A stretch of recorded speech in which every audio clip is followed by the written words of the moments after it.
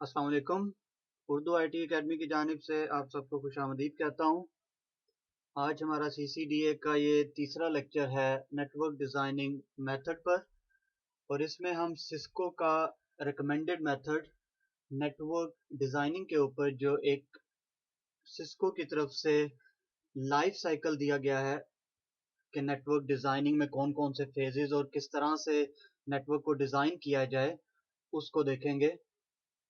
और सिस्को के network designing के इस लाइफ साइकिल को हम PPDIOO भी कहते हैं। तो शुरू करते हैं हमारा PPDIOO का पार्ट 1। और जैसा कि मैंने कहा कि PPDIOO एक लाइफ साइकिल है नेटवर्क डिज़ाइनिंग के लिए। आपको ये सारी चीज़ें जो हम PPDIOO में डिस्कस करेंगे वो आपको फिंगर टिप्स पर याद होनी चाहिए, बिकॉज इन्हीं चीज़ों को लेकर आप नेटवर्क डिज़ाइनिंग का जो प्रोसेस है उसे मुकम्मल करते हैं। तो PPDIOO इसके 6 फेजेस हैं। It stands for prepare, plan, design, implement, operate and optimise. तो ये कुल 6 फेजेस जो हैं ये मिलाकर एक पूरा लाइफ साइकिल बनता है नेटवर्क डिज़ाइनिंग के लिए। थोड़ी सी ब्रीफ डिस्कशन करते हैं इस लाइफ साइकिल पर और फिर इनके हर एक जो फेजेस हैं उन पर डिटेल में बात करेंगे। तो प्रिपेयर फेज में मेनली ये होता है कि क्लाइंट्स के साथ मीटिंग्स होती हैं, क्लाइंट्स के हाई एग्जेक्टिव के साथ मीटिंग होती है, और ये जानना पड़ता है कि क्लाइंट को जो हम नेटवर्क सोल्यूशन प्रोवाइड कर रहे हैं वो क्यों प्रोवाइड कर रहे हैं, क्लाइंट की ज़रूरत क्या है। ये सारा डेटा गैदर करने की कोशिश करती है, क्लाइंट का बजट कितना है। तो एक हाई लेवल पे जो डिस्कशंस होती हैं वो सब हम प्रिपेयर जो फेज है उस पर करते हैं। फिर उसके बाद हम जो भी प्रिपेयर फेज पे हमें गैदरिंग गैदरिंग होती है, जो भी डेटा हमें मिलता है उसको देखकर हम उसको प्लान करते हैं कि हमने वो नेटवर्क जो है, जो उसका क्लाइंट का नेटवर्क डिजाइन करना है, उसकी पूरी प्लानिंग की जाती है, उसकी नेटवर्क को देखा जाता है, उसके एग्जिस्टिंग नेटवर्क की डायग्राम्स देखी जाती हैं, उसके मैनेजर्स और स्टाफ के जो इंटरव्यूज किए जाते हैं। जिस भी क्लाइंट के लिए हम ये नेटवर्क डिजाइन कर रहे हैं उसका मेन गोल क्या है इंडस्ट्री में, टेक्निकल गोल्स देखे जाते हैं। तो ये बहुत सारा टाइम हम प्लान फेज पे देते हैं। फिर उसके बाद जो भी डेटा हमें प्लानिंग फेज के दौरान जो गैदर होता है उसको हम जहन में रखकर क्लाइंट का नेटवर्क डिजाइन करते हैं। डिजाइनिंग के बाद फिर हम आते हैं इम्प्लीमेंटेशन फेज पर, यानी कि जो भी हमने नेटवर्क डायग्राम बनाई है, जो भी हमने डिजाइनिंग में डिसीजंस किए हैं कि भी कौन सी कस्टमर के पास डिवाइसेस जाएंगी, कौन सी कॉन्फ़िग जाएगी, कौन कौन से लिंक होंगे, लिंक्स की जो स्पीड क्या होगी, सीपीयू की रिक्वायरमेंट क्या होगी, मेमोरी कितनी होनी चाहिए डिवाइसेस पर, ये सब कुछ फिर इम्प्लीमेंट होगा और वो होगा हमारे इम्प्लीमेंट फेज पर। इम्प्लीमेंटेशन के बाद फिर ये जाएगा ऑपरेट फेज पर। ऑपरेट फेज में मेनली हम जो है वो, क्योंकि नेटवर्क जो भी हमने डिजाइन किया है वो इम्प्लीमेंट हो चुका होगा, तो फिर हम उसमें ये देखेंगे कि भी क्या उस नेटवर्क में कोई इश्यूज तो नहीं है, उसकी मेंटेनेंस के हवाले से उसको कोई मुश्किलात तो दरकार नहीं है, उसको कोई मुश्किलात का सामना तो नहीं है, उसकी मॉनिटरिंग की जाएगी। और फिर उसके बाद ये ऑप्टिमाइज फेज में जाएगा, और ऑप्टिमाइज फेज में सिर्फ मॉनिटरिंग ही होती है जिसमें कि हम प्रोएक्टिव मैनेजमेंट करते हैं, प्रोएक्टिव मॉनिटरिंग करते हैं और देखते हैं कि भी कहीं भी किसी भी साइट में अगर कोई मसला है तो उसे सॉल्व किया जाए। और अगर वो मसला जो है वो कोई ज़्यादा बड़ा हो, डिज़ाइन से रिलेटेड हो, तो ये हमें दोबारा प्रिपेयर फेज पर वापस ले जाता है। फिर हम दोबारा से उस इशू को देखकर, अगर वो इशू डिज़ाइन रिलेटेड हो कि हमने कोई चीज़ डिज़ाइन करते हुए मिस कर दी है, तो वो दोबारा फिर आप उस इशू पे प्रिपरेशन करते हो, प्लानिंग करते हो, डिजाइन करते हो, and then this cycle goes on and on and on. तो ये सारा हमारा PPDIOO का साइकिल है। अब इनके हर फेजेस पर डिटेल में देखते हैं कि ये क्या है। इन फेजेस को देखने से पहले आपके जहन में ये सवाल जरूर आ रहा होगा कि आखिर ये PPDIOO का बेनिफिट क्या है, आखिर ये हमें अपने नेटवर्क में चाहिए क्यों, नेटवर्क डिजाइनिंग में ये ऐसा क्या लेकर आता है कि हमें इस फेज को फॉलो करना बहुत ज़्यादा रिकमेंडेड है, जिसको इसको बहुत ज़्यादा रिकमेंड करता है कि आप PPDIOO को फॉलो करें जब भी आपने नेटवर्क डिज़ाइन करना हो। तो बेनिफिट्स आर, सबसे पहले तो lowering the total cost of network ownership, मतलब क्लाइंट ने आपको कहा कि भाई मुझे वायरलेस लैन जो है, वायरलेस को अपने एग्जिस्टिंग नेटवर्क में इनकॉर्पोरेट करना है। आपने कोई प्लानिंग नहीं की, कोई प्रिपरेशन नहीं की, कुछ नहीं देखा, आप जाके बाजार से एक्सेस पॉइंट्स ले आए और आपने जाके स्विचेस के साथ एक्सेस पॉइंट फिट करने की कोशिश की, और बाद में पता चला जी कि वो जो स्विचेस हमारे पास क्लाइंट के जो एग्जिस्टिंग नेटवर्क में लगे हैं वो तो पावर ओवर ईथरनेट को सपोर्ट ही नहीं करते। तो ऑब्वियसली हमें पता है कि भाई अब देयर इज अ प्रॉब्लम। अगर हमने सही तरह से प्रिपरेशन की होती, प्लानिंग की होती, देखा होता कि भाई ओके क्लाइंट को वायरलेस लैन चाहिए, हम सबसे पहले ये देखते हैं भी क्लाइंट का जो हम वायरलेस लैन का डिजाइन पेश कर रहे हैं वो क्लाइंट ने किन बंदों के लिए यूज करना है, क्या वो एम्प्लॉयज के लिए है या वो एम्प्लॉयज के लिए भी है और जो गेस्ट आ रहे होंगे उनके लिए भी है। फिर हमें ये भी पता करना होगा कि भाई कितने लोग इन टोटल जो है वायरलेस लैन को इस्तेमाल कर रहे होंगे, ताकि हम ये देख सकें कि भाई हमें कितने वायरलेस एक्सेस पॉइंट्स चाहिए, कहाँ कहाँ चाहिए, कौन कौन सी लोकेशन में चाहिए। फिर हमें ये भी देखना होगा कि भाई जिन लोकेशंस पर एक्सेस पॉइंट्स लग रहे हैं क्या वहाँ पे कोई इंटरफेरेंस तो नहीं है। तो अगर ये सारी चीजें हमने प्लान फेज में गो थ्रू की होती तो आज हम बगैर किसी चीज को देखे बस एक्सेस पॉइंट बाय नहीं कर लेते। So this is one of the benefit of PPDIOO कि ये total cost of network ownership को बहुत कम कर देता है। दूसरा बेनिफिट जो है वो of course network availability and I also mention reliability. Of course हम जब प्रॉपर प्लानिंग और प्रॉपर प्रिपरेशन और प्रॉपर डिजाइनिंग फेज से गुजरेंगे हम अपने नेटवर्क में अवेलेबिलिटी देंगे, रिडंडेंसी देंगे, रिडंडेंट सर्वर्स देंगे, रिडंडेंट लिंक्स देंगे, जिसकी वजह से नेटवर्क अवेलेबिलिटी और नेटवर्क रिलायबिलिटी बढ़ जाएगी। थर्ड नंबर पे इसका बेनिफिट है कि ये बिजनेस एजिलिटी को इम्प्रूव करता है। Now what does it mean by agility? Agility mean flexibility. मतलब कि अगर कस्टमर ने कहा है कि भाई मुझे वायरलेस लैन अपने एग्जिस्टिंग नेटवर्क में इनकॉर्पोरेट करना है, तो इसका मतलब ये नहीं है कि कस्टमर का जो सारे का सारा एग्जिस्टिंग नेटवर्क इंफ्रास्ट्रक्चर है उसको रिप ऑफ करके तो पूरे का पूरा नया नेटवर्क डिजाइन किया जाए। इससे ऑब्वियसली कस्टमर का बजट बढ़ेगा और कस्टमर कभी भी ये नहीं चाहेगा। इन फेजेस के थ्रू गुजर कर बिजनेस एजिलिटी बहुत इंप्रूव होती है, क्योंकि जब आप प्लानिंग कर रहे होते हो तो आप सिर्फ network designing for the time being नहीं करते, हम ये भी देखते हैं कि इन फ्यूचर इस बिजनेस की क्या डिमांड होगी। अगर जब हम नेटवर्क डिजाइन करते हैं तो उस वक्त उस ऑर्गेनाइजेशन के पास अगर 100 लोग काम कर रहे हैं तो हो सकता है इन 2 years टाइम उसमें 200 और लोग काम कर रहे हो। तो हमें अपना जो नेटवर्क डिजाइन करना है वो ज्यादा लोगों के लिए करना है, हमें उसमें कोई फ्यूचर की आने वाली टेक्नोलॉजीज की जगह रखनी है, ताकि अगर इन फ्यूचर कस्टमर को लेट्स से वायरलेस लैन चाहिए या वॉइस का जो है वो इनकॉर्पोरेट करना है तो उसको पूरे का पूरा नेटवर्क ना रिप ऑफ करना पड़े, उसका एग्जिस्टिंग नेटवर्क उसमें थोड़ी बहुत तब्दीली करके वो इस कैपेबल हो कि वो इन नई टेक्नोलॉजीज को हैंडल कर सके। ऑब्वियसली जब सब कुछ अच्छी तरह प्लान होगा, डिजाइन होगा, अवेलेबिलिटी ज्यादा होगी, रिलायबिलिटी होगी, तो ऑर्गेनाइजेशन जो भी एप्लीकेशंस और जो भी सर्विसेज यूज कर रहा है उन तक एक्सेस बहुत ज्यादा तेज हो जाएगी। तो सबसे पहले देखते हैं प्रिपेयर एंड प्लान फेज को। प्रिपेयर फेज और प्लान फेज ये बिल्कुल टेक्निकल फेज नहीं है। मोस्ट ऑफ द टाइम इनमें जो है कस्टमर से बातचीत चल रही होती है, कस्टमर के की कॉन्टेक्ट्स का आपको पता होना चाहिए। प्रिपेयर फेज में सबसे पहले ऑर्गेनाइजेशन की रिक्वायरमेंट देखी जाती है कि जो हम नेटवर्क डिजाइन कर रहे हैं वो क्यों डिजाइन कर रहे हैं, आखिर जो ऑर्गेनाइजेशन जिसके लिए हम नेटवर्क डिजाइन कर रहे हैं वो अचीव क्या करना चाह रही है, उसके एग्जिस्टिंग नेटवर्क में ऐसी क्या चीज नहीं है जो कि हम नए नेटवर्क में देना चाह रहे हैं। फिर हम उस नेटवर्क डिजाइन के जो स्ट्रेटजी है उसको डेवलप करते हैं।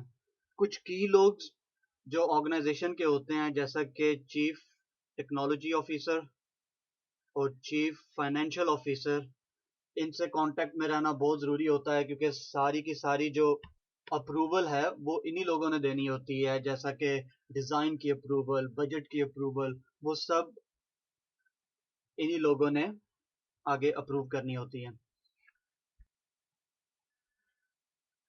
फिर उसके बाद हाई लेवल आर्किटेक्चर डिसाइड होता है कि भाई सबसे पहले तो ये देखना पड़ता है कि भाई जो ऑर्गेनाइजेशन जिसके लिए हम नेटवर्क डिजाइन कर रहे हैं, क्या उसका वो पूरे का पूरा नेटवर्क हम जो है वो रीडिजाइन कर रहे हैं, या कि पार्शियल नेटवर्क रीडिजाइन कर रहे हैं, या कि हम कोई सिर्फ एक नई टेक्नोलॉजी जो है वो इंट्रोड्यूस करा रहे हैं। हो सकता है कि कस्टमर को सिर्फ चाहिए कि भाई मुझे वॉइस जो है वो मेरे नेटवर्क पे नहीं है इस वक्त, हम लोग जो नॉर्मल एक्सचेंजेस यूज कर रहे हैं, हमें जो वॉइस है वो इस वक्त आईपी नेटवर्क के अंदर चाहिए, जो कि काफी सस्ती होती है।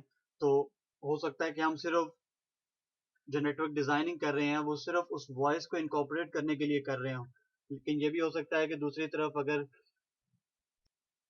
क्लाइंट का जो एग्जिस्टिंग नेटवर्क इंफ्रास्ट्रक्चर है वो अभी भी पुराने टेक्नोलॉजीज जैसे कि फ्रेम रिले उस पर चल रहा है, और क्लाइंट चाहता है कि भाई ये फ्रेम रिले टेक्नोलॉजी से हटकर हमें जो आज की नई टेक्नोलॉजी है, वैन टेक्नोलॉजी जो कि एमपीएलएस टेक्नोलॉजी है, उस पर जाना है। तो उसके लिए कंपनी का जो एग्जिस्टिंग नेटवर्क स्ट्रक्चर है उसको सारे का सारा चेंज करना पड़ेगा। फिर उसके बाद फाइनल जो है वो फाइनेंशियल जस्टिफिकेशन होती है, बजट डिसाइड होता है कि कितना बजट, और ये आई थिंक सबसे बहुत ज़्यादा क्रूशल पार्ट है, क्योंकि यहाँ पे नेटवर्क टीम जो होती है वो अपनी डिबेट कर रही होती है कि भाई हमें नई से नई टेक्नोलॉजी चाहिए, नया नई डिवाइसेस चाहिए, हर चीज़ नई चाहिए, और जो कंपनी के एग्जीक्यूटिव बॉसेस होते हैं वो देख रहे होते हैं कि नहीं भी हमने ये सब कुछ बजट में रह के करना होता है, तो अगर हमें पुरानी डिवाइसेस को इस्तेमाल करके भी नई टेक्नोलॉजी को इम्प्लीमेंट करना पड़े तो वी विल डू दैट। तो इट्स जो ये सब जो डिस्कशन होती है ये भी प्रिपेयर फेज में होती है, और बजट की डिसीजन जो होती है वो भी प्रिपेयर फेज में होती है। उसके बाद आता है प्लान फेज। तो पूरे इस लाइफ साइकिल का पीपीडीआईओओ के लाइफ साइकिल का सबसे लंबा फेज, सबसे बड़ा फेज, जहाँ पर सबसे ज्यादा एक नेटवर्क डिजाइनर जो एक कंसल्टेंट है जो टाइम गुजारता है, वो प्लान फेज में गुजारता है। प्लान फेज में सबसे पहली चीज जो देखनी पड़ती है वो ये है कि आइडेंटिफाई कस्टमर रिक्वायरमेंट्स, कि कस्टमर की रिक्वायरमेंट्स क्या हैं, कस्टमर के नेटवर्क में कौन कौन सी एप्लीकेशंस रन हो रही हैं, कस्टमर कौन कौन सी सर्विसेज यूज कर रहा है, उस ऑर्गेनाइजेशन का मेन गोल क्या है। फिर उसके बाद उस ऑर्गेनाइजेशन की ऑर्गेनाइजेशनल कॉन्स्ट्रेंट्स क्या है, क्या चीजें हैं जो उसको उस कंपनी को रोकती हैं अपना गोल अचीव करने में, उस कंपनी की टेक्निकल गोल्स क्या हैं, टेक्निकल कॉन्स्ट्रेंट्स क्या हैं। तो ये सब चीजें हम प्लान फेज में देखते हैं। अब इन सब स्टेप्स को डिटेल में देखते हैं कि ये क्या है। इन स्टेप्स को देखने के लिए पहले तो मैंने सोचा कि भाई आपको जो है वो थियोरेटिकली समझा देता हूँ, थियोरेटिकली सब चीज़ें बता देता हूँ। फिर मैंने कहा नहीं, कि अगर ये सब चीज़ें थियोरेटिकल आपको बताएं तो शायद आपको इनकी इम्पोर्टेंस समझ ना आए, शायद आपको ये चीज़ समझ ना आए कि ये चीज़ें कैसे जो है करनी है, कौन सा डेटा गैदर करना है। तो फिर मैंने सोचा कि नहीं, व्हाट आई विल डू, कि मैं आपको ग्राफिकल इसकी रिप्रेजेंटेशन देता हूँ, कि लेट्स से कि मैं एक कस्टमर के साथ जो है उसके साथ मीटिंग करके आया हूँ, या आप जो है कस्टमर के साथ मीटिंग करके आए हैं, आपने कस्टमर से सवाल किए हैं, बहुत सारे क्वेश्चन किए हैं टू गैदर द डेटा, कि भी आपके लिए कौन कौन सी एप्लीकेशन लेट्स से कि भी आपके नेटवर्क में यूज हो रही हैं। तो वो हम क्या करेंगे कि इस पूरी ग्राफिकल रिप्रेजेंटेशन में जो भी हमने एक तस्वरी कस्टमर के साथ जो हमने मीटिंग की है, वो हम ट्राई करेंगे कि इस ग्राफिकल उसको ग्राफिकली रिप्रेजेंट किया जा सके, और हम इस चार्ट में उसको फिल इन करने की कोशिश करेंगे ताकि आपको इस चीज़ की ज़्यादा से ज़्यादा अंडरस्टैंडिंग हो। तो कस्टमर के साथ मीटिंग हुई, कस्टमर के पास बैठे, कस्टमर से पूछा कि भाई what type of application are you using. तो सबसे पहले कस्टमर ने कहा ओके भाई हम लोग सबसे पहले तो ईमेल यूज़ करते हैं। कस्टमर से आपने पूछा कि भाई ओके आप ईमेल यूज करते हो, ईमेल के लिए एप्लीकेशन कौन सी यूज करते हैं। तो कस्टमर ने आपको बताया कि वो भी ईमेल के लिए आउटलुक यूज करते हैं। नेक्स्ट क्वेश्चन कि भी क्या ये नई एप्लीकेशन है, या कि आप आउटलुक जो है वो पहले से इस्तेमाल करते हो, या कि ये नए इंफ्रास्ट्रक्चर में इस्तेमाल करेंगे। कस्टमर ने आपको कहा कि नहीं भी ये जो है ओल्ड एप्लीकेशन है, ये हम बहुत अरसे से यही इस्तेमाल कर रहे हैं। क्रिटिकलिटी कितनी क्रिटिकल होना चाहिए, आप क्या ईमेल के बगैर गुजारा कर सकोगे अगर नेटवर्क की किसी तरफ से जो है कंजेशन हो जाए, तो आपको ईमेल का डेटा बहुत ज़रूरी चाहिए या कुछ और डेटा बहुत ज़रूरी चाहिए? कस्टमर ने आपको कहा कि नहीं, ईमेल इतनी ज़्यादा क्रिटिकल नहीं है, हाँ, but they are important.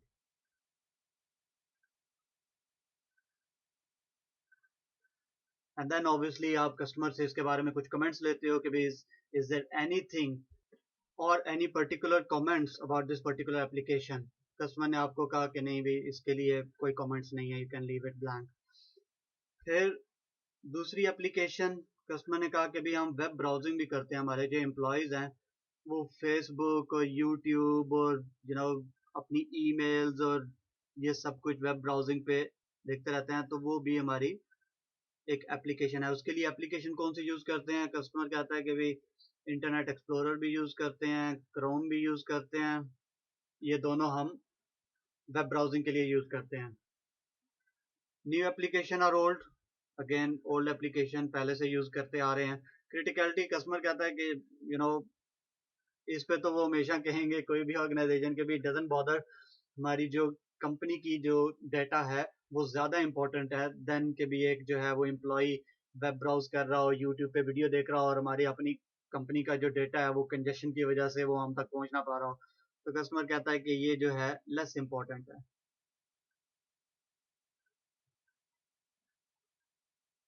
Comments, again customer कहता है कि कोई कमेंट नहीं है इसके बारे में, तो दैट्स फाइन। नेक्स्ट, कस्टमर की एक एप्लीकेशन उनके डेटाबेस पे, name of application, it could be anything like Oracle. New application, yes, पहले वो कुछ और यूज करते थे, किसी और चीज का डेटाबेस जो है किसी और एप्लीकेशन का यूज करते थे, अभी जो है वो Oracle का यूज करना चाह रहे हैं, तो it is a new application. Criticality, it is critical कि कंपनी के नेटवर्क में उनका डेटाबेस जाना ज्यादा इंपॉर्टेंट है रादर देन ईमेल और वेब ब्राउजिंग का जो है डाटा जाना। कमेंट्स, कमेंट्स कस्टमर कहता है कि जी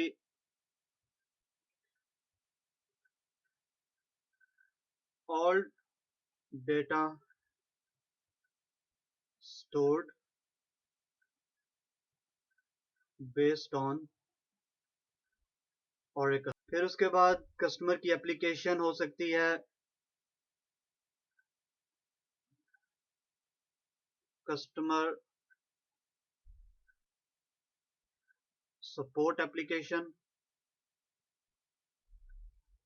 name of application, it could be really anything जो कस्टमर यूज कर रहा है, ये कस्टमर की कोई अपनी डिजाइन की हुई एप्लीकेशन हो सकती है, तो it is a customer application. नई एप्लीकेशन है, नई ओल्ड है, विद फ्यू एनहांसमेंट, सो उन्होंने कुछ नई चीजें उसमें इनकॉर्पोरेट की हैं। जैसा कि उन्होंने हो सकता है कि उसमें इनकॉर्पोरेट किया हो कि भाई अगर कोई कस्टमर उनकी वेबसाइट पर जा रहा है तो वो जो उनका एक वर्चुअल एजेंट है वो उसी वक्त अपीयर होता है स्क्रीन पर, उनसे पूछता है is there anything I can help you with, things like that. इस तरह उन्होंने कुछ नई चीजें इस एप्लीकेशन में इनकॉर्पोरेट की हैं। Criticality, again because customer support app है तो it is a critical app. Comments, customer कहता है कि नहीं भी कोई कमेंट्स नहीं है इस पे। तो ये हमने एप्लीकेशन से रिलेटेड डेटा गैदर कर लिया। उससे हमें यह भी पता चला कि जो हमने quality of service in application को देनी है वो कैसी होनी चाहिए।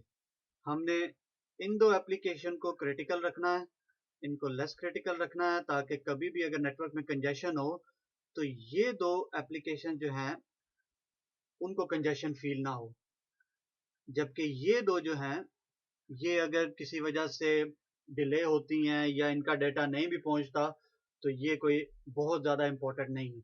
इसी तरह ये लिस्ट गोज ऑन, ये हमने तो सिर्फ 4 चीज़ें लिखी हैं।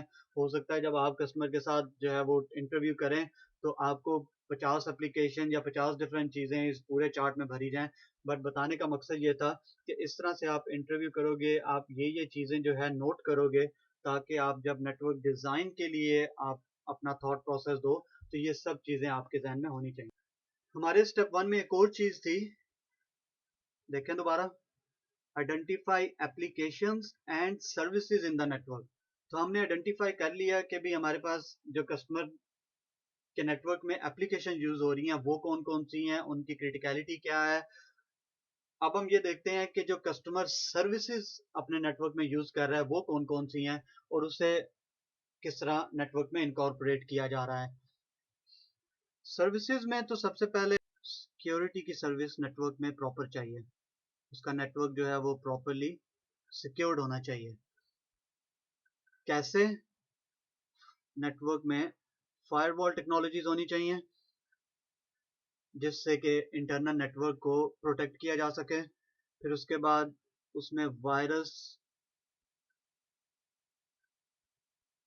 स्कैनिंग टेक्नोलॉजीज होनी चाहिए ताकि जो भी ट्रैफिक इनकमिंग ट्रैफिक नेटवर्क के अंदर आ रही है वो कोई वायरस ना होल्ड कर रही हो। अगर होल्ड कर रही हो तो सिस्टम जो है वो नेटवर्क एडमिनिस्ट्रेटर को बता सके और उस वायरस को डिलीट या उससे नेटवर्क को बचा भी सके। फिर उसके बाद आईपीएस आईडीएस की टेक्नोलॉजीज चाहिए एंड देन ट्रिपल ए यानी कि authentication, authorisation and accounting system. ये क्या करता है कि ये इंश्योर करता है कि जो भी लोग नेटवर्क एक्सेस कर रहे हो वो ऑथेंटिकेटेड हो। कोई जो बाहर का बंदा है वो बगैर ऑथराइजेशन के नेटवर्क को एक्सेस ना कर सके। फिर उसके बाद सर्विसेज में कस्टमर को चाहिए क्वालिटी ऑफ सर्विस। ये किस लिए?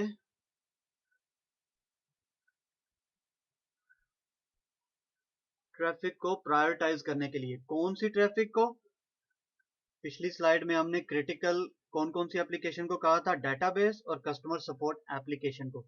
तो हमने प्रायोरिटाइज करना है डेटाबेस को एंड कस्टमर सपोर्ट ऐप। कि कभी भी नेटवर्क में कंजेशन हो तो ये दो जो एप्स हैं, डेटाबेस की ऐप है और जो कस्टमर सपोर्ट की ऐप है, ये किसी भी कंजेशन की वजह से अफेक्टेड ना हो। एक चीज बताता चलूं कि क्वालिटी ऑफ सर्विस की जरूरत तभी पड़ती है जब नेटवर्क में कंजेशन होती है। अगर नेटवर्क में कंजेशन नहीं है, नेटवर्क को आपने जो लिंक है वो 100 MB का लिया हुआ है और आपकी जो रिक्वायरमेंट है वो 30 या 20 MB की है, तो उस नेटवर्क में कंजेशन होने के चांसेस बहुत कम रहते हैं। तो उसमें आपको क्वालिटी ऑफ सर्विस की जरूरत नहीं पड़ती है। क्वालिटी ऑफ सर्विस की जरूरत हमेशा वहां पड़ती है जहां पे नेटवर्क में कंजेशन होता है। फिर उसके बाद तीसरे नंबर पर कस्टमर को सर्विसेज में चाहिए नेटवर्क मैनेजमेंट की सर्विसेज जो कि उसके नेटवर्क को मॉनिटर करे। और प्रोएक्टिव मैनेजमेंट, जैसा कि हम बात कर चुके हैं पहले के लेक्चर्स में कि प्रोएक्टिव मैनेजमेंट हमें अपने नेटवर्क में देनी है। तो प्रोएक्टिव नेटवर्क मैनेजमेंट चाहिए तो उसमें हो सकता है कि हम सिस्को वर्क्स इंस्टॉल करें जो कि सारी डिवाइसेस को मैनेज करेगा और अगर किसी भी डिवाइस की link utilisation, CPU utilisation high जाती है या कोई भी डिवाइस का लिंक डाउन जाता है तो वो रिमोटली नेटवर्क इंजीनियर को इन्फॉर्म कर सके। इसके अलावा बहुत सारी ऐप्स हैं जो हम नेटवर्क मैनेजमेंट के लिए यूज कर सकते हैं, जैसा कि there's an application called PRTG। फिर उसके बाद स्पेक्ट्रम। फिर उसके बाद सर्विसेज में क्लाइंट को हाई अवेलेबिलिटी चाहिए,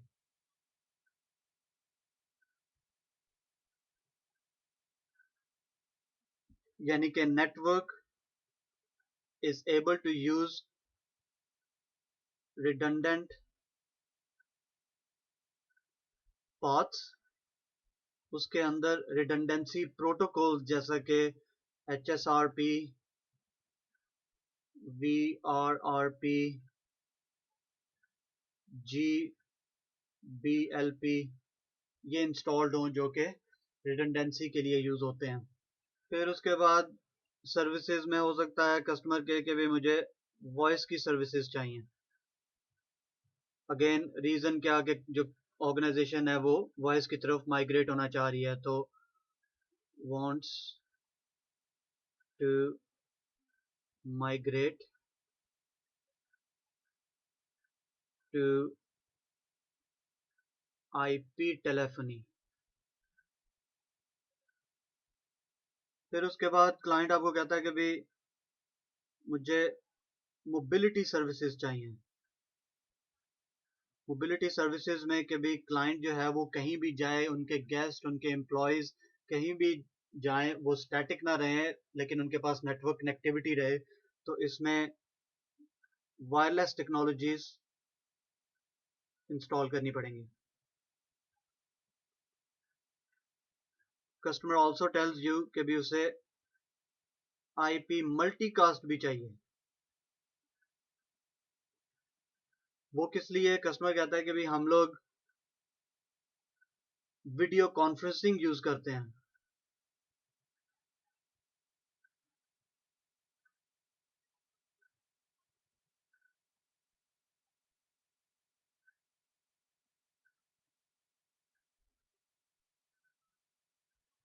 तो वीडियो कॉन्फ्रेंसिंग के लिए जो टेक्नोलॉजीज यूज होती हैं वो आईपी मल्टीकास्ट में आती हैं। तो again list goes on and on. ये तो हमने सिर्फ बहुत चंद सर्विसेज का जिक्र किया है। तो अगेन हमने एक ग्राफिकल रिप्रेजेंटेशन दी कि कौन कौन सी सर्विसेज कस्टमर की ज़रूरत में होंगी, क्यों ज़रूरत में होंगी, कस्टमर क्यों डिमांड कर रहा होगा। तो ये सब हमने जो है उसकी ग्राफिकल रिप्रेजेंटेशन दे दी। हमारा जो स्टेप 2 था आइडेंटिफाइंग कस्टमर रिक्वायरमेंट्स में, वो था डिटरमिन द ऑर्गेनाइजेशनल गोल्स। तो उसको देखते हैं कि ऑर्गेनाइजेशनल गोल्स क्या हैं। सबसे पहले तो ये देखना है कि भाई what is it the client trying to accomplish with this project. फिर उसके बाद देखना है कि भाई what business challenges is that client currently facing. फिर उसके बाद जैसा हमने देखा है कि क्लाइंट की मोस्ट क्रिटिकल एप्लीकेशंस कौन कौन सी हैं, क्या क्लाइंट का जो हम नेटवर्क डिज़ाइन करने जा रहे हैं क्या उसमें कोई गवर्नमेंट और सेफ्टी या लीगल मैंडेट्स का होना ज़रूरी तो नहीं है। जैसा कि अगर आप किसी हॉस्पिटल की नेटवर्क सिक्योरिटी डिज़ाइन करते हो तो उसमें देयर इज अ सेफ्टी और लीगल प्रोसीजर कॉल्ड हिपा।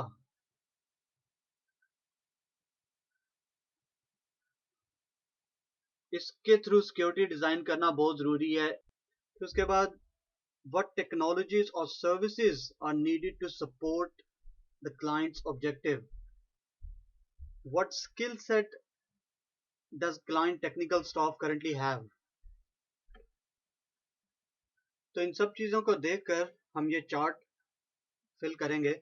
सबसे पहले तो लेट्स से कि भी क्लाइंट ने हमें बताया कि जो उनका सबसे पहला जो ऑर्गेनाइजेशनल गोल है वो है increase competitiveness.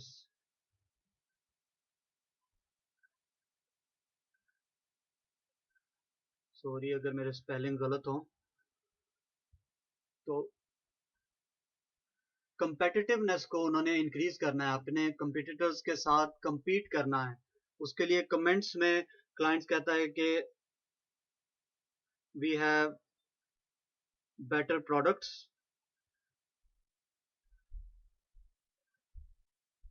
And then also reduce cost. ये उस ऑर्गेनाइजेशन का सबसे पहला गोल है। दूसरे नंबर पर उनका जो गोल है वो है रिड्यूस कॉस्ट।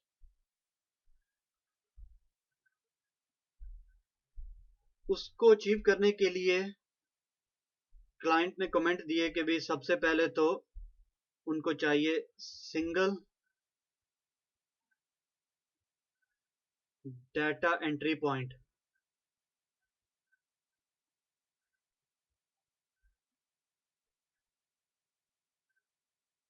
सेकंड नंबर पे उनको चाहिए कि इजी टू लर्न एप्लीकेशंस, जो एप्लीकेशन वो यूज कर रहे हैं उनको लर्न करना इजी हो।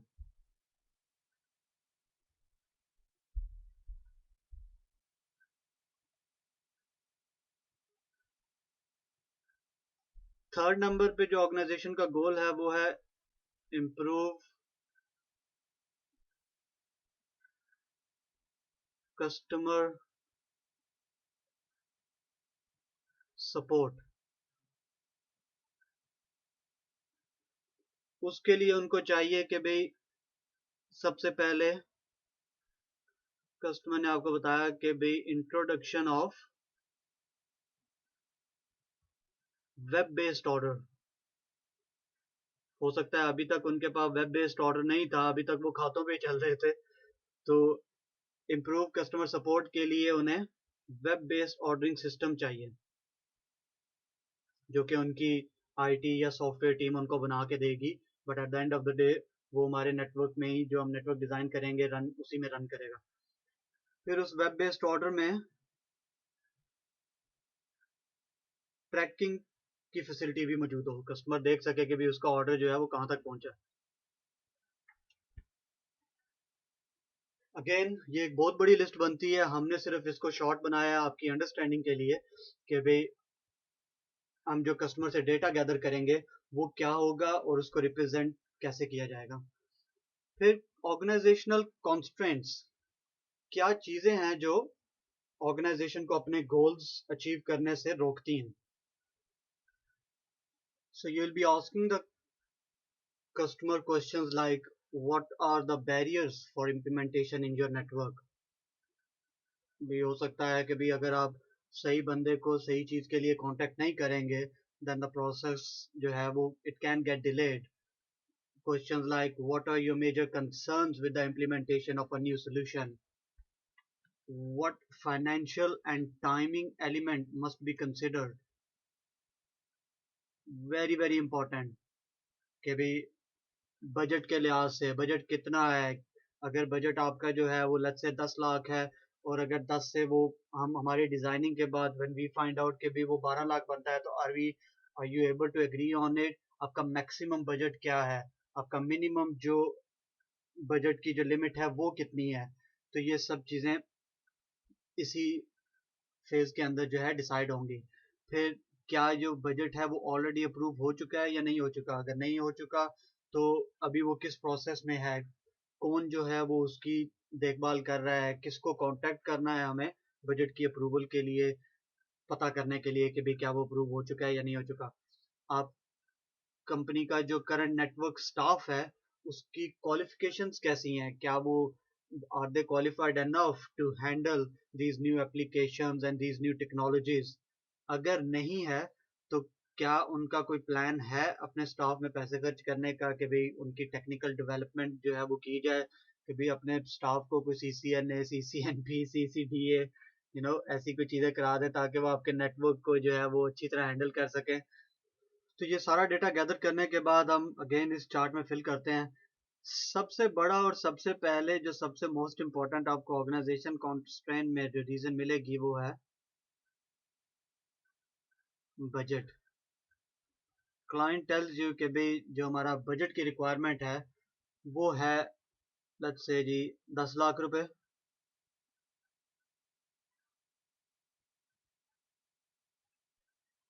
But it can be extended, so can be extended to maximum of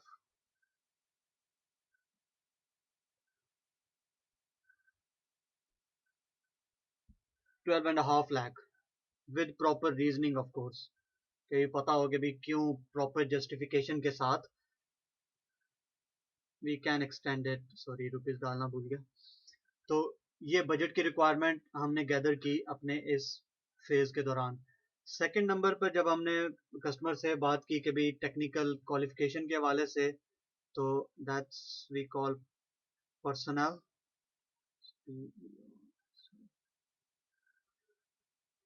तो कस्टमर ने हमें बताया कि भाई उनके पास ऑलरेडी 2 CCNAs हैं और एक जो है वो CCNP है, और they are planning to hire 2 more CCNP and 1 CCN है। ये उनकी प्लानिंग है कि भी वो ये टेक्निकल पीपल जो है वो हायर करेंगे। क्लाइंट से उनकी पॉलिसीज के बारे में पूछा, उस ऑर्गेनाइजेशन की कोई पर्टिकुलर पॉलिसी हो, तो कस्टमर ने आपको कहा कि नहीं कोई पर्टिकुलर पॉलिसी नहीं है, but they will prefer to stay with one vendor, Cisco. उनको मतलब मुख्तलिफ वेंडर्स के इक्विपमेंट नहीं चाहिए अपनी ऑर्गेनाइजेशन में। फिर उसके बाद स्केड्यूल, अगेन फ्यूचर डेवलपमेंट। मैंने आपको पहले बताया कि आपने जहन में रखनी है कि भी इन फ्यूचर आगे नेक्स्ट से 2 to 5 years कंपनी में कोई चेंजिंग आने वाली है, तो उसका जिक्र भी यही होगा कि भी कोई is there any change being scheduled in application और नंबर ऑफ स्टॉप्स और एनीथिंग। तो कस्टमर ने आपको बताया कि विद इन नेक्स्ट 2 years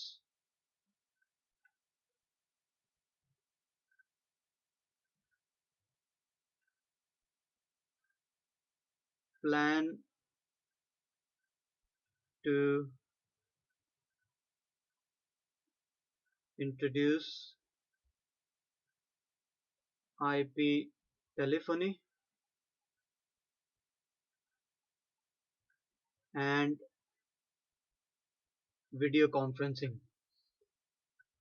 तो ये कस्टमर ने आपको बताया कि भी 2 से 3 साल के दरमियान दे आर प्लानिंग कि भी वो आईपी टेलीफोनी को इंट्रोड्यूस करें और वीडियो कॉन्फ्रेंसिंग को इंट्रोड्यूस करें। अभी हो सकता है कि उनके पास बजट रिक्वायरमेंट बहुत कम हो, तो वो ये सारी चीज़ें एक ही दफ़ा ना कर सकते हो। तो जब हमने नेटवर्क डिज़ाइन करना है, तो हमें इन नई टेक्नोलॉजीज़ के लिए जो आगे 2 से 5 साल में आएंगी, उनके लिए हमें एनफ जगह छोड़नी है कि दिल B network will be able to easily incorporate these technologies. Next step in planning is technical goals. So we'll be asking questions like what infrastructure issues exist. कि let's say for example जो cabling का infrastructure है, LAN cabling जो उनके organization client के organization में जो use हो रही है, वो reliable है या कि उसको सारा का जो उसका इंफ्रास्ट्रक्चर है वो चेंज करना पड़ेगा। फिर उसके बाद क्या जो नेटवर्क जो एग्जिस्टिंग नेटवर्क है उसमें कोई परफॉर्मेंस इश्यूज हैं, which part of your network considered mission critical. हो सकता है कस्टमर का जो डाटा सेंटर है जहाँ पे वो एप्लीकेशंस अपनी होस्ट करता है, जहाँ पे उनके मेन सर्वर्स हैं, वो पार्ट उनका बहुत ज़्यादा क्रिटिकल है। So we need to give that more consideration, उसको हाई अवेलेबिलिटी देनी है, हाई रिलायबिलिटी देनी है, रिडंडेंट कनेक्शंस देने हैं, things like that.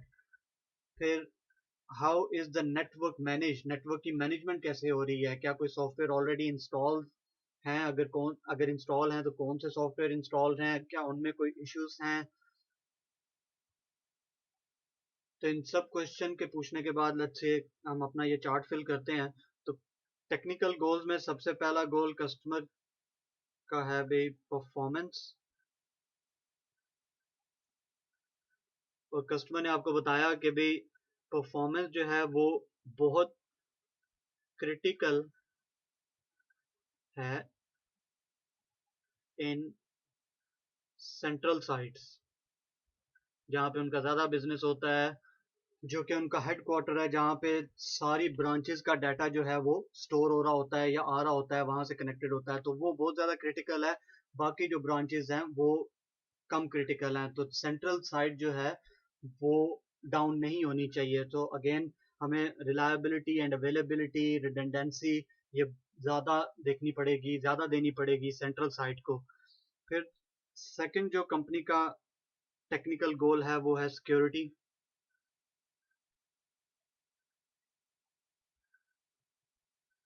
Again security के हवाले से कस्टमर ने हमें बताया है ऑलरेडी पहले कि भी वो ऑनलाइन ऑर्डरिंग सिस्टम जो है उसका प्लान कर रहा है। तो ऑनलाइन बुकिंग सिस्टम में ऑब्वियसली ट्रांजैक्शंस होंगी, तो वो कस्टमर कंसर्न है सिक्योर ट्रांजैक्शन में,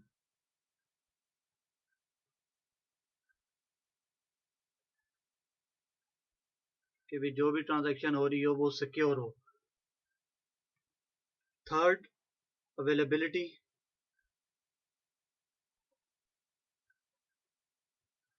अगेन उसका टेक्निकल गोल है कि भी उसका नेटवर्क जो है वो हमेशा अवेलेबल होना चाहिए, डाउन नहीं जाना चाहिए। Next could be scalability.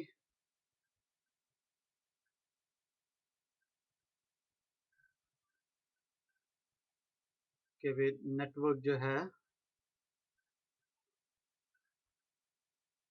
Must be scalable. जैसा कि हमने पहले देखा कि कस्टमर जो है आने वाले 2 से 3 साल में वो आईपी टेलीफोनी और वीडियो कॉन्फ्रेंसिंग लॉन्च कर रहा है, तो उससे ये ना हो कि भी सारा नेटवर्क दोबारा डिज़ाइन करना पड़ जाए। थोड़ी बहुत चेंजिंग करके उसमें वो सारी नई टेक्नोलॉजीज जो हैं वो इनकॉर्पोरेट की जा सकें। So network must be scalable. Next step is technical constants. So there'll be questions like what technical problem require urgent or immediate resolution। हो सकता है कस्टमर की जो कुछ साइट्स हैं उनका जो वैन कनेक्शन है जो कि उनके डाटा सेंटर से कनेक्ट है वो बहुत ज़्यादा स्लो हो और वो दिन ब दिन उनमें बहुत ज़्यादा कंजेशन हो, तो कस्टमर आपसे कह सकता है कि भाई मेरी जो फलां फलां साइट्स हैं इनको बहुत अर्जेंट रेजोल्यूशन रिक्वायर्ड है क्योंकि we are losing business because of the sites. So हम क्या करेंगे कि अपने नेटवर्क डिज़ाइनिंग के प्रोसेस में उन साइट्स को तरजीह देंगे, उन साइट्स के डिज़ाइन को पहले देखेंगे कि भाई कहाँ पर कमी है और उन चीज़ों को ठीक करेंगे। फिर things like do you have a technology refresh process, जिसमें कि ऑर्गेनाइजेशन का जो कि एग्जिस्टिंग टेक्निकल स्टाफ है उनको टेक्निकली ट्रेन किया जाता है, उनकी टेक्नोलॉजी लर्निंग को जो है वो रिफ्रेश किया जाता है। तो उसमें सबसे पहले टेक्निकल कॉन्स्ट्रेंट्स में हमारे पास होगा एग्जिस्टिंग इक्विपमेंट। हो सकता है कि जो इक्विपमेंट कस्टमर के पास अभी है वो इतना कैपेबल ना हो कि जो हमारा नेटवर्क का नया डिज़ाइन है वो हैंडल कर सके। हो सकता है उनका जो केबलिंग का जो इंफ्रास्ट्रक्चर है वो पुराना हो, उसको रिफ्रेश की ज़रूरत हो। कस्टमर के साथ बात के बाद आप डिसाइड करते हो कि भाई केबलिंग जो है it must be replaced with twisted pair, जो कि ईथरनेट की केबल होती है उसके साथ उसको रिप्लेस, और उसके बाद फाइबर ऑप्टिक्स का यूज़ किया जाए। सेकंड नंबर पर कॉन्स्टेंट्स में बैंडविड्थ अवेलेबिलिटी हो सकती है।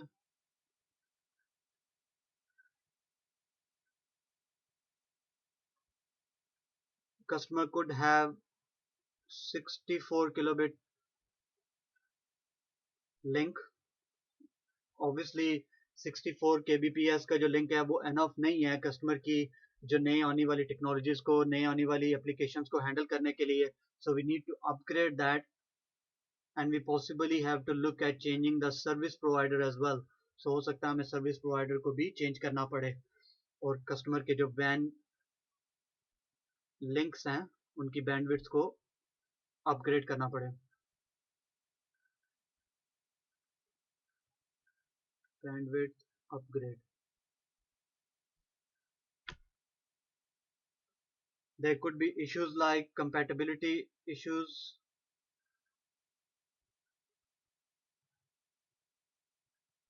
like network should support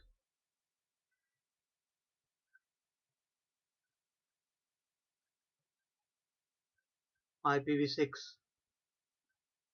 because IPv6 is a future। So जो नया नेटवर्क है वो IPv6 सपोर्टेबल होना चाहिए। हमने प्लानिंग में होने वाले चारों स्टेप्स को देखा, पिछली स्लाइड्स में जाते हैं। आइडेंटिफाइंग, हमने आइडेंटिफाई किया कस्टमर के नेटवर्क में कौन सी एप्लीकेशन और सर्विसेज यूज हो रही हैं। हमने आइडेंटिफाई किया, डिटरमिन किया ऑर्गेनाइजेशनल गोल्स।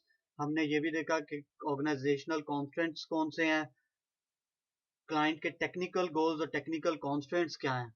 इसके बाद प्लानिंग में एक और चीज आएगी कि आपने डेटा गैदरिंग करनी है।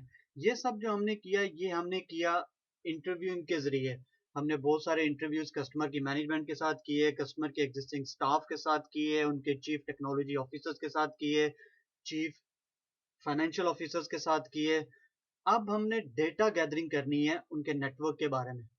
तो डेटा गैदरिंग में सबसे पहले तो हमें चाहिए उनकी एग्जिस्टिंग डॉक्यूमेंटेशन, उनके एग्जिस्टिंग नेटवर्क डायग्राम्स, उनकी कौन सी आईपी एड्रेसिंग उनके अभी जो है वो नेटवर्क में यूज हो रही है, कौन कौन सी वीलैंस यूज हो रही हैं। ये सारी डॉक्यूमेंटेशन हमें एग्जिस्टिंग चाहिए। उनके राउट्स कौन कौन से हैं, कौन कौन सा राउट जो है वो प्रेफर्ड है, कौन सी साइट अगर आपको साइट 1 से साइट 2 तक जाना है तो वो कौन सा राउट ले रही है और कौन सा राउट उसको लेना चाहिए। तो ये सारी इंफॉर्मेशन की गैदरिंग आपके एग्जिस्टिंग डॉक्यूमेंटेशन में आपको क्लाइंट से लेनी है। Second thing, network auditing, and third is perform traffic analysis. Step 1 में जब आप एग्जिस्टिंग डॉक्यूमेंटेशन लेते हैं उसमें हम कौन कौन सी चीज लेंगे, हमें कॉन्टेक्ट डिटेल्स चाहिए।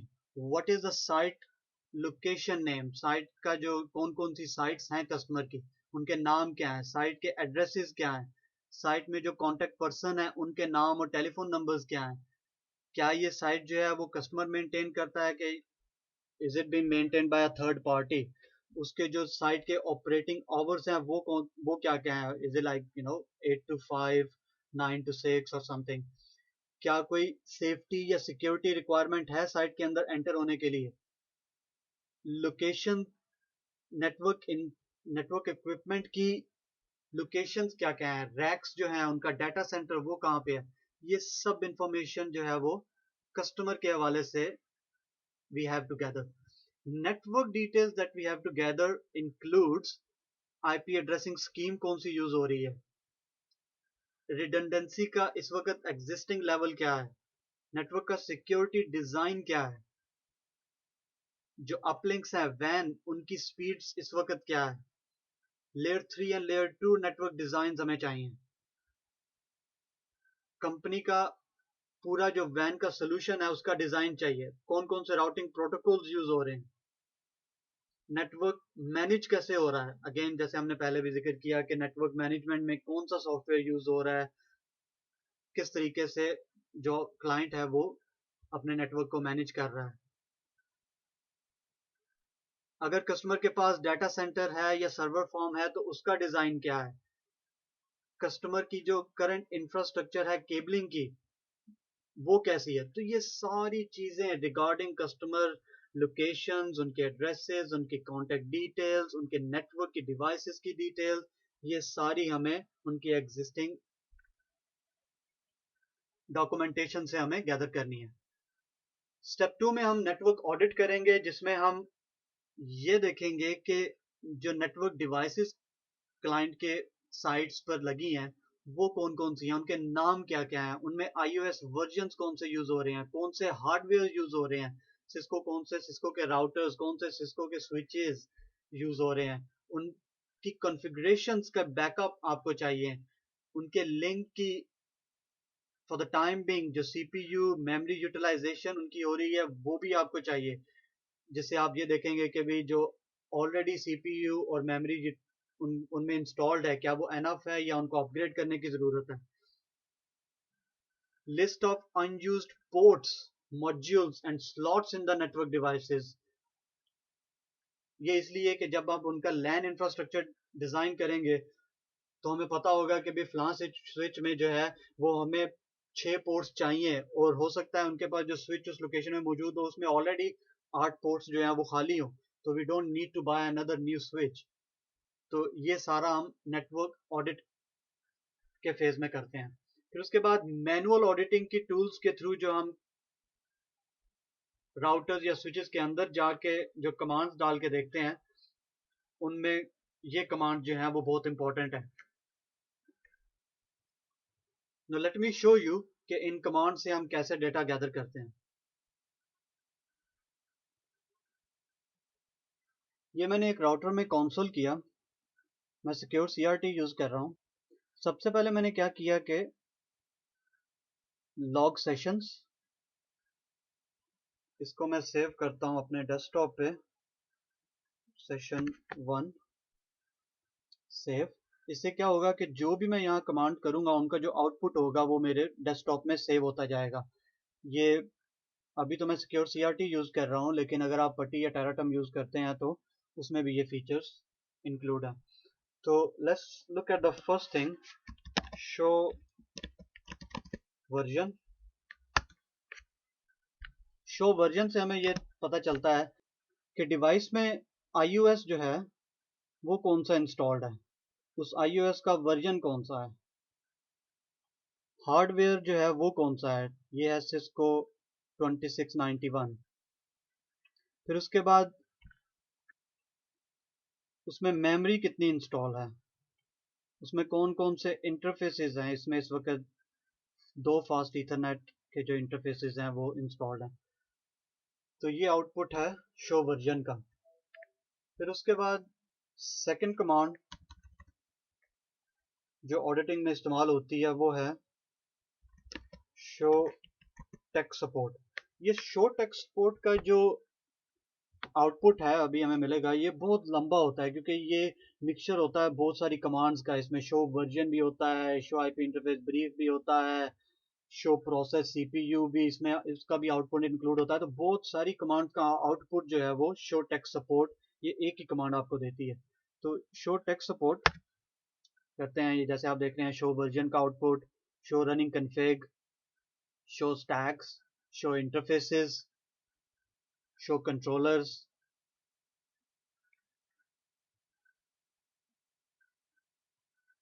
Show users, file system, flashes, उनकी मेमोरी स्टैट्स,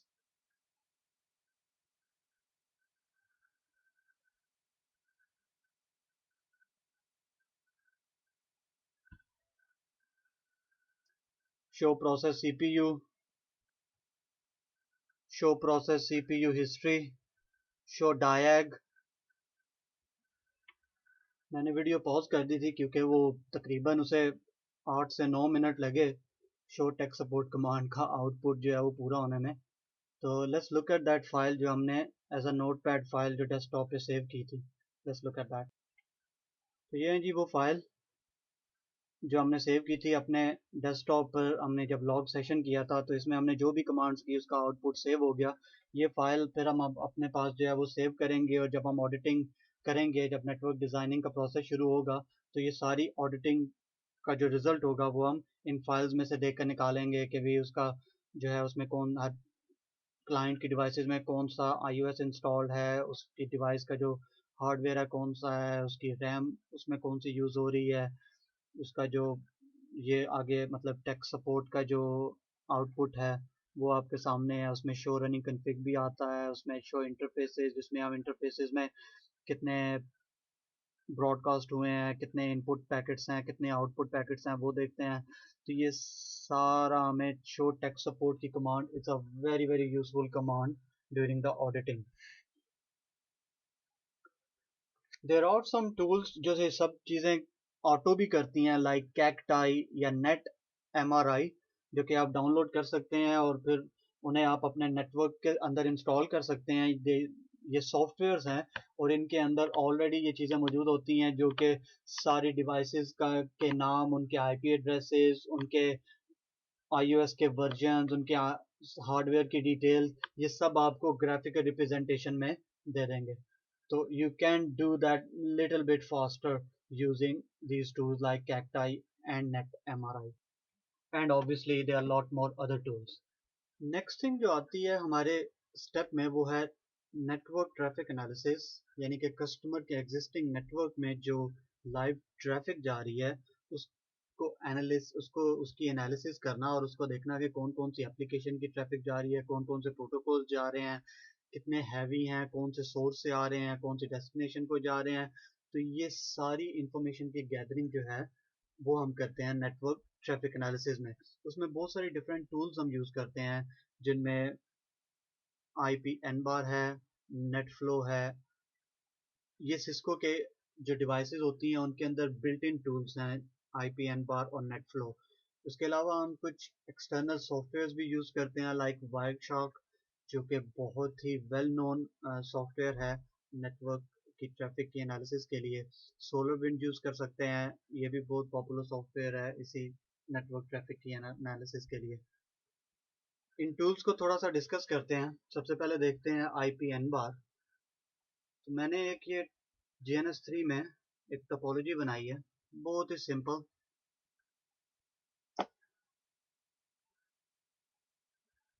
हमारे पास ये दो राउटर्स हैं, router R1 and R2।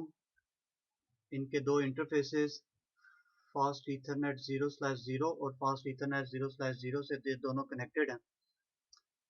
So let's configure IP N bar on both of them and see कि हमें IPN बार की जो टूल है वो कैसे हेल्प करती है.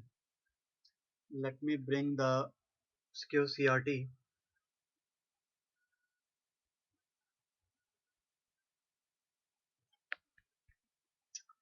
ओके, ये आ गई हमारे पास सिक्योर CRT. तो सबसे पहले हम जो फास्ट इथरनेट 0/0 है उसको एक IP एड्रेस देते हैं.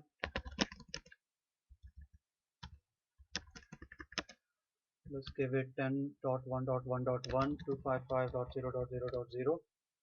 इसको अनशट करते हैं. इसी तरह R2 को भी IP एड्रेस देते हैं.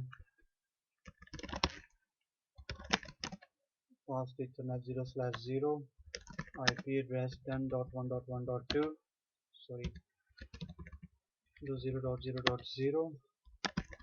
पोर्ट को अनशट किया. देखा लाइन प्रोटोकॉल जो है वो अप हो गया. Let's try and ping that just to see कि कनेक्टिविटी जो है वो अप हो गई है. तो yes, I can definitely ping 10.1.1.2. अब मैं क्या करता हूँ कि IPN बार को एनेबल करता हूँ इस इंटरफेस पे. So let's go into configuration mode. Let's go in the interface fast Ethernet 0/0. उसकी कमांड है IPN बार प्रोटोकॉल डिस्कवरी. ये थोड़ा सा टाइम लेगी. आपने देखा जब मैंने एंटर किया तो उसने थोड़ा सा टाइम लिया इस कमांड को एनेबल करने में, because it is a heavy tool. ये सारे प्रोटोकॉल्स एप्लीकेशन लेवल तक जाकर देखती है. सब आपको एप्लीकेशन लेवल तक बताएगी कि भाई ये जो ट्रैफिक आपकी राउटर से पास हो रही है वो कौन सी एप्लीकेशन से आ रही है. So this tool actually does deep packet analysis. Layer 7 तक जो है ये पैकेट को उसको एनालिसिस करती है और देखती है कि ये जो ट्रैफिक आ रही है वो कहाँ से आ रही है. Let's do the same on R2. ज़रूरी नहीं है, हम सिर्फ एक राउटर पर भी कर सकते हैं और उसकी ट्रैफिक को एनालाइज कर सकते हैं. But because we are doing it on one, let's just configure it on second one as well. So IPN bar protocol discovery. देखते हैं उसने थोड़ा सा टाइम लेगा. अब क्योंकि ये लाइव नेटवर्क नहीं है इसलिए ये बहुत जल्दी हो गया. जब लाइव नेटवर्क होता है तो ये थोड़ा सा ज़्यादा टाइम लेती है एनेबल होने में. अब देखते हैं कि इसका आउटपुट कैसे चेक करना है. सो show IPN bar protocol discovery. ये लें जी, सारी ट्रैफिक, BGP की ट्रैफिक, सिट्रिक्स की, these are just custom traffics. So अभी क्योंकि हमारे पास कोई ट्रैफिक रन नहीं हो रही है इसलिए ये सब 0000 आ रहा है. DHCP के पैकेट, DNS के, eDonkey एप्लीकेशन, EIGRP के packets, FTP, Nutella, H323, HTTP जो वेब ब्राउजिंग के पैकेट्स. इवन वो भी बता देगा आपको ये टूल के आपकी जो वेब ब्राउजिंग है वो इस इंटरफेस पे कितनी जा रही है, कितने पैकेट्स, कितने बाइट्स जा रहे हैं. So again, I mean, this tool can give you a lot of information and you can analyze the traffic जो कि इस इंटरफेस से पास हो रही है. What I'll also do, क्योंकि ये दोनों पे अब enabled है तो मैं एक नॉर्मल पिंग करते हैं on the interface of the second router. So ping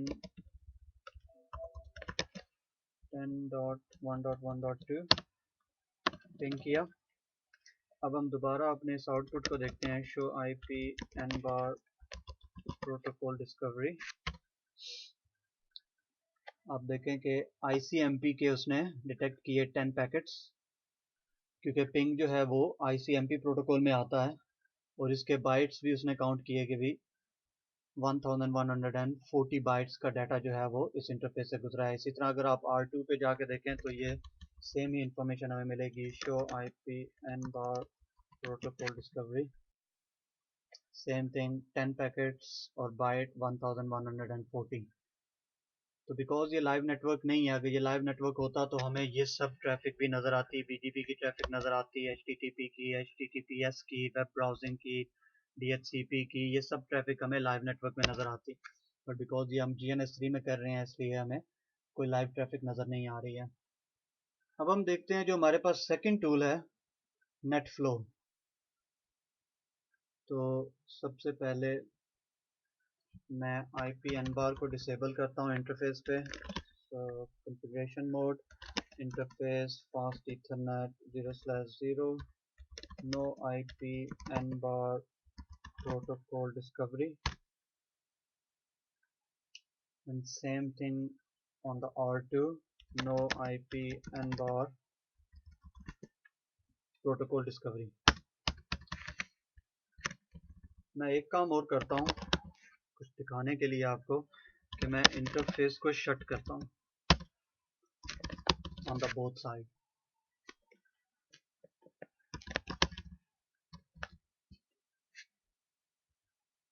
interface shut हो गया, लाइन प्रोटोकॉल डाउन, ठीक है।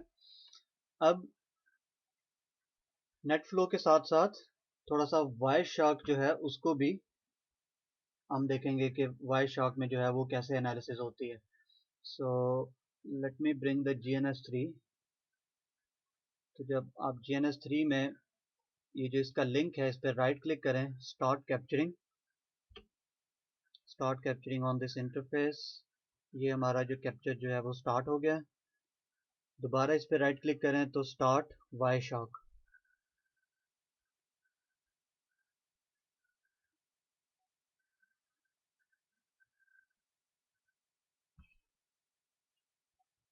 तो वायरशार्क को देखने से पहले हम नेटफ्लो पे बात कर रहे थे। तो नेटफ्लो भी एक सिस्को की डिवाइसेस के अंदर एक बिल्ट इन टूल है जिससे आप ट्रैफिक एनालिसिस करते हो, देखते हो कि कौन सी ट्रैफिक जो है वो कौन से प्रोटोकॉल्स इन जा रहे हैं, कौन से प्रोटोकॉल्स की ट्रैफिक आउट जा रही है, और कितने जो पैकेट साइजेस क्या है, बाइट कितने बाइट्स जो है डाटा वो इन जा रहा है, कितने बाइट आउट जा रहा है। ये सारी चीज़ें नेट फ्लो से भी हम देख सकते हैं। तो let's configure first of all net flow in the routers, both of them, and let's look at the result। तो सबसे पहले R1 पर आया। R1 पर नेट फ्लो कॉन्फ़िगर करने के लिए हम टाइप करेंगे IP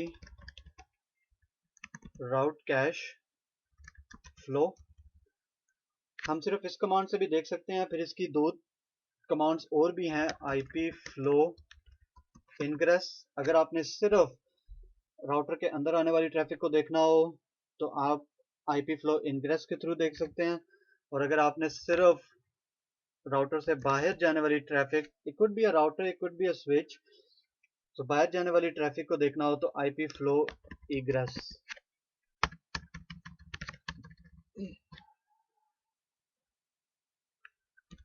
let's unshut the interface fast ethernet 0/0, no shut। let's unshut it from the other side as well, no shut।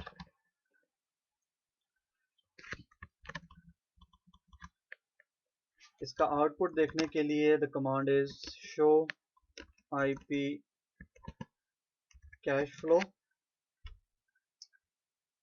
तो ये आपको बताएगा कि भी कौन से सोर्स इंटरफेस से ट्रैफिक आ रही है, कौन से सोर्स IP एड्रेस से ट्रैफिक आ रही है, डेस्टिनेशन इंटरफेस कौन सा है, डेस्टिनेशन IP एड्रेस कौन सा है, प्रोटोकॉल कौन सा है, पैकेट्स कितने हैं, ये सारी डिटेल आपको नेटफ्लो से मिलेगी।